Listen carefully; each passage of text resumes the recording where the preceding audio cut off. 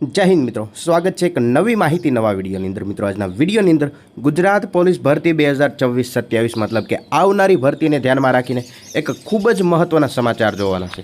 જ્યાં મિત્રો વાત કરીએ તો આખરે દરેક ઉમેદવાર મિત્રોની આતુરતાનો અંત આવી ગયો કે જે ઉમેદવાર મિત્રો નવી ભરતીની રાહ જોઈને બેઠા હતા તેવા તમામ ઉમેદવાર મિત્રોની આતુરતાનો અંત આવી ગયો।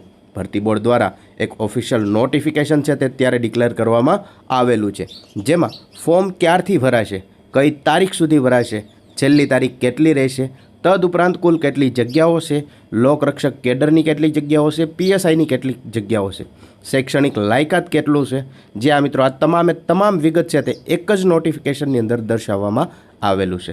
શું છે સંપૂર્ણ વિગત? જો તમે પણ જાણવા માંગતા હોય તો વિડીયોને ખાસ કરીને અંત સુધી અવશ્ય જુઓ।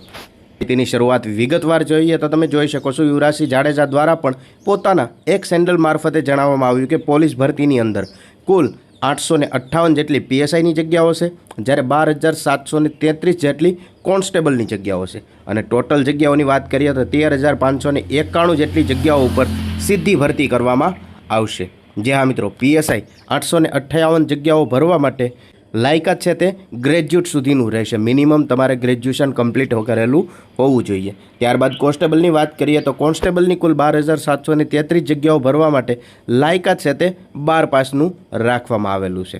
જે આ મિત્રો અને ફોર્મ ભરવાની વાત કરીએ તો ફોર્મ છે તે 3/12/2025થી લઈને 23/12/2025 લગભગ 20 દિવસ જેટલો ટાઈમ આપવામાં આવશે અને ઓનલાઈન અરજી કરવાની રહેશે। જે ઓજસની ઓફિશિયલ વેબસાઇટ છે ત્યાં તમારે ઓનલાઈન અરજી કરવાની રહેશે અને ભરતી બોર્ડ દ્વારા જે એક આ ઓફિશિયલ પરિપત્ર છે જે મીડિયાના માધ્યમે આપણને મળેલો છે તે તમે અહીંયા જોઈ શકો છો।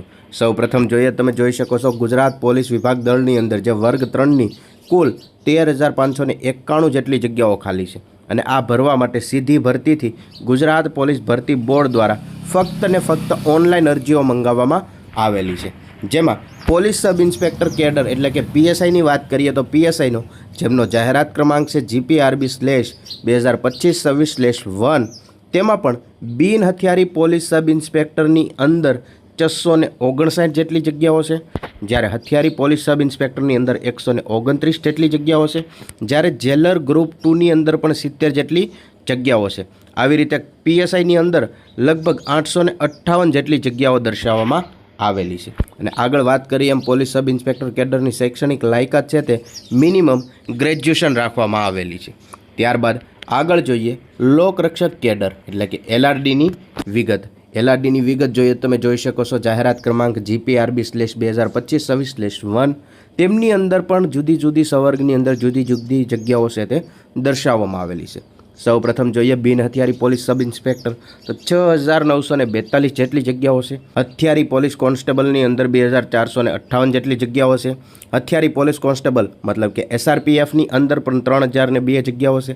જેલ સિપાઈ પુરુષ 300 જગ્યાઓ અને જેલ સિપાઈ મહિલા 31 જગ્યાઓ। આવી રીતે કુલ 12,733 જેટલી જગ્યાઓ છે તે લોકરક્ષક કેડરની અંદર દર્શાવવામાં આવેલી છે અને તેમની પણ શૈક્ષણિક લાયકાત છે તે મિનિમમ 12 પાસ કરેલું હોવું જોઈએ, મતલબ કે higher secondary school certificate examination from secondary and higher secondary education board દ્વારા તમારી પાસે હોવું જોઈએ। અને આ તમામ વિગત છે તેમને ધ્યાનમાં રાખીને જે ઓફિશિયલ માહિતી છે તે 2 જગ્યાએ આવશે। સૌપ્રથમ છે ઓજસની વેબસાઇટ ઉપર, ત્યારબાદ ભરતી બોર્ડની જે ઓફિશિયલી વેબસાઇટ છે એટલે કે GPRB.gujarat.government.india નામની જે વેબસાઇટ છે તેમની અંદર તમામ વિગત દર્શાવવામાં આવશે। અને ફોર્મ ભરવાની વાત કરીએ તમે જોઈ શકો છો પોલીસ સબ ઇન્સ્પેક્ટર અને લોકરક્ષક કેડર ઓનલાઈન અરજીઓ છે તે 3/12/2025થી બપોરે 2 વાગ્યાથી શરૂ થશે અને 23/12/2025 રાત્રિના 12 વાગ્યા સુધી ઓજસની જે વેબસાઇટ છે તેમની અંદર તમે ઓનલાઈન અરજી કરી શકો છો અને ઓનલાઈન અરજી કન્ફર્મ થાય ત્યારબાદ તમારે પ્રિન્ટ કાઢવાની રહેશે। તદુપરાંત આગળ જણાવે કે કોઈ પણ સંજોગોમાં ટપાલ, ઈમેલ કે રૂબરૂ અરજીપત્રક તમે કરશો તો તેમને સ્વીકારવામાં નહીં આવે, માત્ર ને માત્ર ઓનલાઈન અરજી કરેલી હશે તેમને સ્વીકાર કરવામાં આવશે। તો જે ઉમેદવાર મિત્રો ગુજરાત પોલીસ વિભાગની અંદર ખાખી પહેરવા માંગતા હોય તેવા ઉમેદવાર મિત્રો માટે એક આ સુવર્ણ તક કહી શકાય। જે આ મિત્રો ભરતીની જાહેરાત ઓફિશિયલ રીતે થઈ ગઈ છે અને ફોર્મ પણ 3/12/2025થી શરૂ થઈ જશે. મતલબ કે ગણતરીના દિવસોમાં જ ફોર્મ ભરાવાની પણ શરૂઆત થઈ જશે. તો જે ઉમેદવાર મિત્રો તૈયારી કરતા હોય તેમના માટે આ ખૂબ જ સારા સમાચાર છે અને જે ઉમેદવાર મિત્રો તૈયારી કરે છે તેમના સુધી આ વિડીયોને અવશ્ય પહોંચાડજો. તદુપરાંત આવનારી ભરતી અથવા તો જે ચાલુ ભરતી છે તેમની તમામ વિગત તમારા સુધી સૌથી પહેલાં પહોંચતી રહે માટે ખાસ કરીને ચેનલને સબસ્ક્રાઈબ જરૂરથી કરી લેજો.